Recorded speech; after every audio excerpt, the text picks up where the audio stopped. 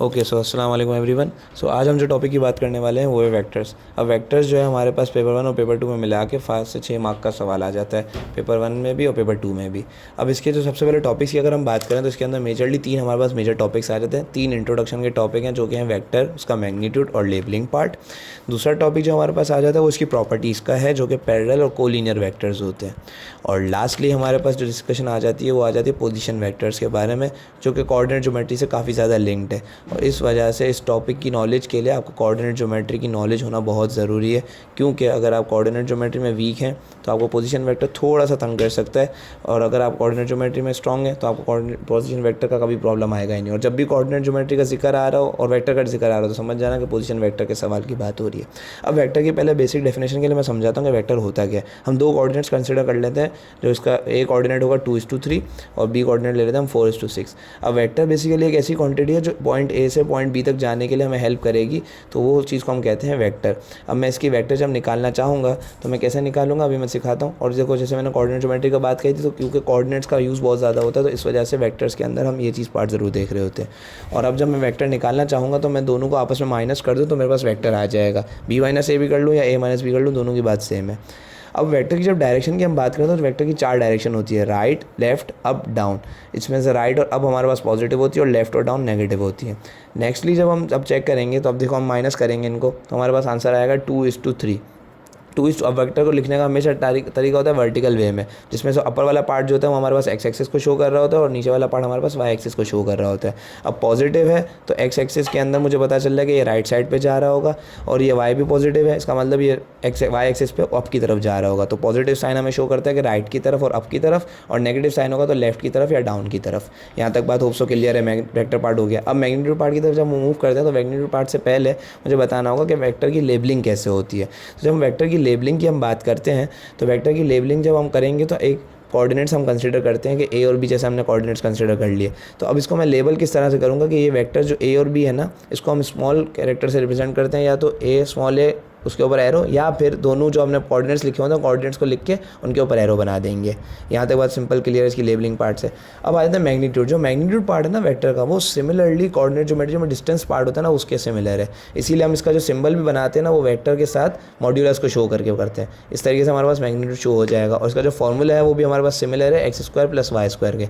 अब देखो ये फॉर्मूला की अगर हम डेरिवेशन याद करें तो कोऑर्डिनेट ज्योमेट्री में स्क्वायर हमारे पास फॉर्मूला क्या होता था, y2 - y1 + x2 - x1 का whole square, y2 - y1 plus x2 - x1 का होल स्क्वायर। तो बेसिकली हमारे पास क्या आ रही होती है, एक x की वैल्यू आ रही थी, एक y की वैल्यू आ रही थी। तो वही फॉर्मूला यहाँ पे भी यूज़ हो रहा है, x² + y² अंडर रूट के साथ। तो हमारे पास ए पी वेक्टर का मैग्नीट्यूड आ जाएगा। तो इस तरह से हमारे पास मैग्नीट्यूड पार्ट भी डन हो जाता है। अब हम सेकंड पार्ट की तरफ मूव करते हैं जो कि वेक्टर की प्रॉपर्टीज़ पे आ जाती हैं।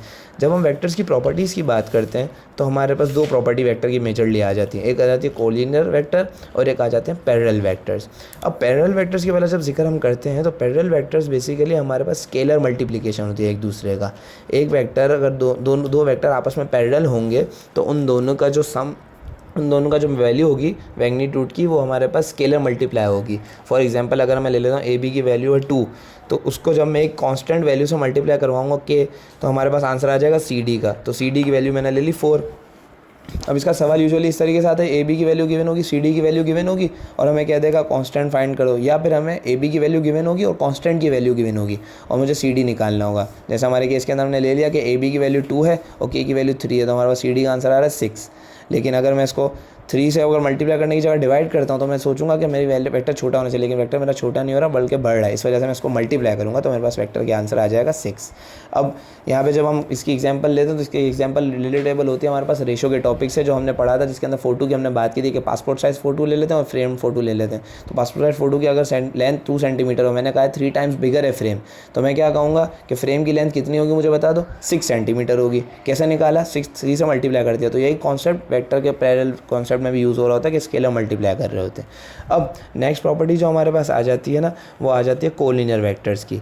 अब जब मैं कोलिनियर वेक्टर्स की बात करता हूँ तो कोलिनियर का वर्ड का मतलब क्या होता है कि ऐसे वेक्टर जो कि एक ही लाइन के अंदर हो, A B vector B C, लेकिन अब अगर मैं इसको A B vector A C consider करता हूँ तो A B vector A C consider करने से क्या होगा, मैं ये बात समझा दूँ कि ए बी वेक्टर जो है हमारे पास ए सी का पार्ट एक है।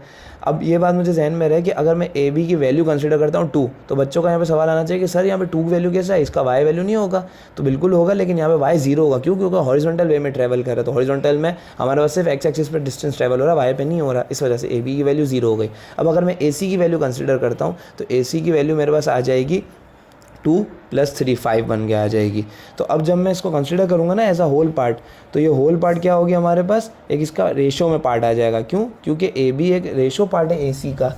इसके बनिस्बत अगर मैं A B ratio B C करता हूँ तो उसके अंदर तुम गौर करोगे कि 2:3 का रेशो आ रहा होगा, क्योंकि हमारे पास कोलिनियर वेक्टर्स हैं। तो टोटल अगर मेरे पास 5 आ रहा है और ए बी की वैल्यू 2 गिवन है, तो मेरे पास बी सी की वैल्यू ऑटोमेटिकली क्या आ जाएगी, 3 आ जाएगी। तो 2:3 मिला के क्या मेरे पास बना देगा, 5 बना देगा। यहाँ पे हमारे पास दोनों प्रॉपर्टीज़ कंसिडर हो जाती है। अब लास्ट टॉपिक आ जाता है इसका पोजीशन वेक्टर का।